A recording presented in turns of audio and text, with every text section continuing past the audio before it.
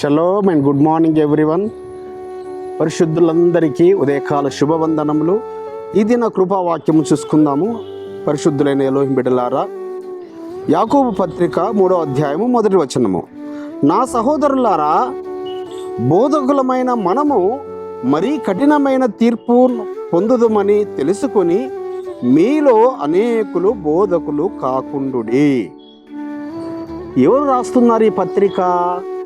యాకోబు గారు, బోధకుడైన సేవకుడైన సంఘ పెద్ద, యెరూషలేములో మరి ఈ యొక్క అపోస్తలుల సంఘానికి మొత్తానికి సంఘ పెద్ద అయిన యాకోబు గారు రాస్తున్నారు ఈ మాటలు.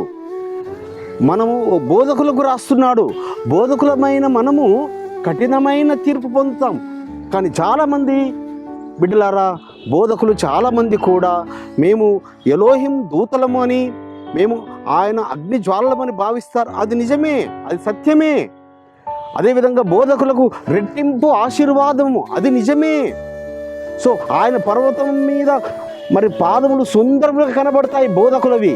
కానీ బోధకులకు రెట్టింపు ఆశీర్వాదం ఎలాగో వారు తమకు తాము ఉపదేశించుకోకుండా, తమను తాము హెచ్చరించుకోకుండా, తన ఇంటి వారిని తాము హెచ్చరించుకోకుండా, తన బిడ్డలను సరి అయిన మార్గంలో నడపకుండా సంఘానికి హెచ్చరిస్తే రెట్టింపు శిక్షకు పాత్రులమవుతాము.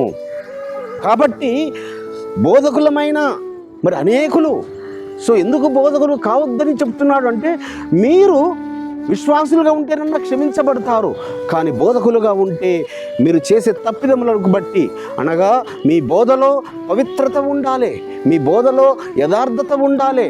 మీరు బోధించే ముందు మీకు, మీ కుటుంబానికి మీరు ముందుగా బోధించుకోవాలి, ఉపదేశించుకోవాలి, మీకుగా మీరు తీర్పు తీర్చుకోవాలి. అప్పుడే సంఘానికి తీర్పు తీర్చే విధంగా, సంఘ బిడ్డలకు తీర్పు తీర్చే విధంగా నీ బోధ ఉండాలి. అందుకే నీ బోధ విషయంలో జాగ్రత్త అని అపోస్తలుడైన పౌలు గారు అంటుంటారు తిమోతికి రాస్తూ.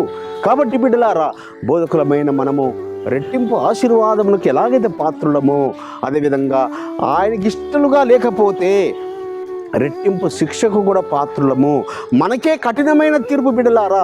సో కఠినమైన తీర్పు పొందుతామనే భయముతో, భక్తితో మనము చేసినట్టు. ఎందుకనగా యెషయా గ్రంథంలో 56వ అధ్యాయము 10-11 వచనంలో రాస్తాడు. చాలా కఠినమైన మాటలు రాస్తాడు యెషయా గారు. ఇక్కడ యాకోబు గారు చాలా సులభంగా చెప్తున్నారు. కాబట్టి ఆ విధంగా బోధకులు మనం జాగ్రత్తగా ఉందాం, ప్రార్థన చేసుకుందాం. పరిశుద్ధమైన తండ్రి, అవును నాయన, బోధకులకు కఠినమైన తీర్పు ఉందని మేము గుర్తెరిగి నాయన, మరి మేము జాగ్రత్తగా మా ఘటాలను పవిత్రంగా కాపాడుకొని ఉపదేశించడానికి సహాయం చేయమని నజరేయుడైన యేషువా మెస్సీయ నామమున స్తుతించి ప్రార్థించి వేడుకుంటున్నాం పరమ తండ్రి, ఆమేన్. మన పరలోకపు తండ్రియో, మన రక్షకుడును విమోచకుడును నజరేయుడైన యేషువా మెస్సీయ వారి దివ్య సముఖము నుంచి మీకు, మీ కుటుంబాలకు, మీ వంశాలకు శాంతి, సమాధానం, కృపయు నిరంతరము నిలిచి ఉండునుగాక. ఆమేన్.